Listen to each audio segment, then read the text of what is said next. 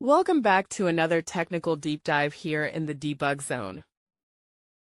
Today we're tackling a big question and breaking it down with insights from other users. Hopefully this clears up some misconceptions and helps you get the answer you need. So buckle up, stay a little curious, and let's jump right in.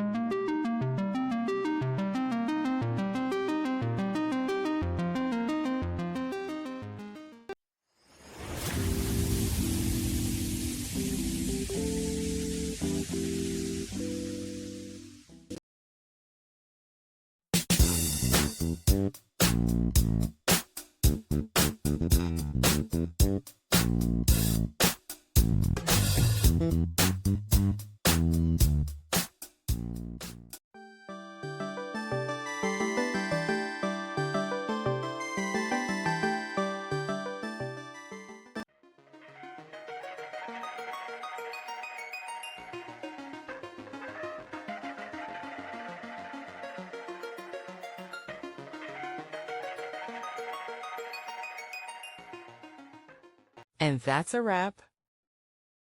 I hope you found the answer you were looking for. If you did, take a second to hit that subscribe button. It really helps out. And let me know in the comments which solution worked best for you. See you next time in the debug zone.